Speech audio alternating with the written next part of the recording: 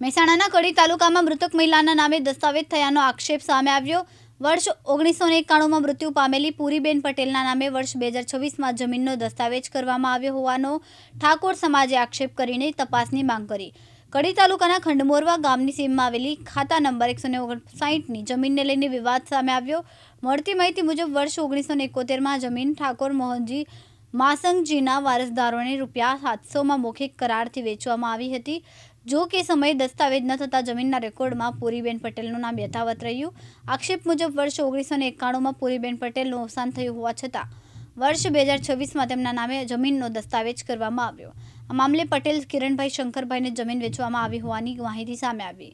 ઘટનાને લઈને ઠાકોર સમાજ દ્વારા લડત માટે સમિતિની રચના કરવામાં આવી અને સમગ્ર મામલે તપાસની માંગ કરવામાં આવી। ગામ મારું કાસવા। કાકા સમગ્ર ઘટના જે આ જમીન મામલે આપ શું વર્ણવો છો? આ જે અમારા જે ઠાકોર સમાજ જે ઠાકોર વિકાસ સમિતિ અમે બનાવી છે, અમે એમને ન્યાય આપવા માટે અમે જે અમારું સંગઠન છે અમે ઊભું કર્યું છે। કારણ કે આવા ખોટા દસ્તાવેજો થતા હોય છે, ઠાકોર એવી હોય કે ખબર પડતી નથી, એટલે લોકો એમને ચીટિંગ કરીને પણ આવી દસ્તાવેજો ઊભા કરી દેતા હોય છે। એટલે એમને ન્યાય અમે અપાવવા માટે અમારા જે ઠાકોર વિકાસ સમિતિ છે અમે આજ ઊભી થઈ છે અને એમને અમે ન્યાય અપાવવા માટે ઊભા થયા છે। શું સમગ્ર આ ઘટના શું છે જમીન બાબતે? જમીન બાબતે સાહેબ આ છે કે અમારા બાપ દાદાએ પહેલા વેચાણ લીધેલી 700 રૂપિયામાં માજી જોડે દેવગઢના પૂરીબેન પટેલ કરીને માજી હતા, એમના ત્યાં છોકરીના લગ્ન હતા। અમારા બાપ દાદા જોડે વેચાણ મૂકવા આવ્યા હતા અને 700 રૂપિયામાં વેચાણ આલેલી।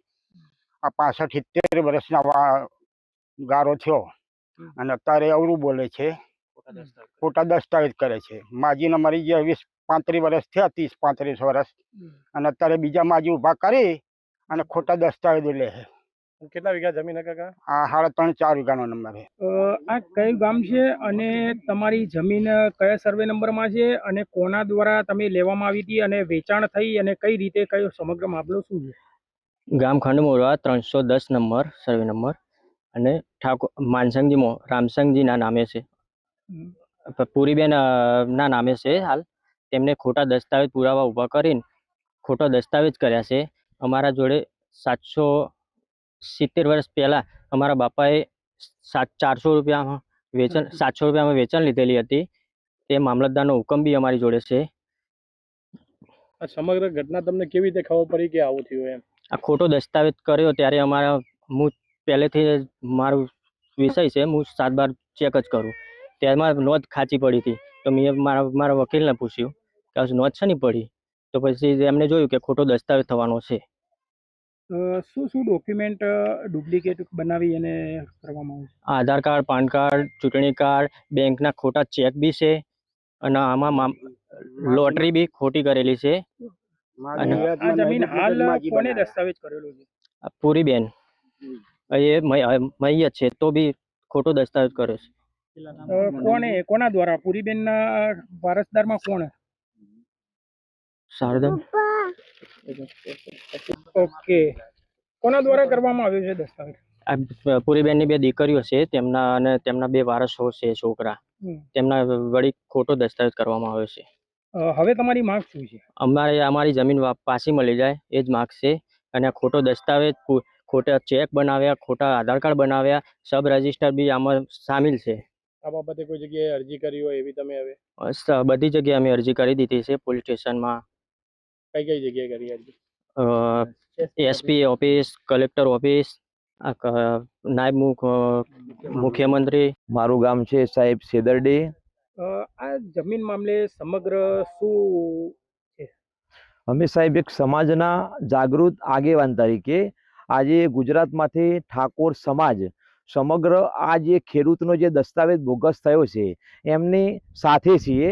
1971-72માં 700 રૂપિયામાં ઠાકોર મોહનજી માસંગજીના વારસોને આ જમીન પૂરીબેને વેચાણ 700 રૂપિયામાં આપી હતી।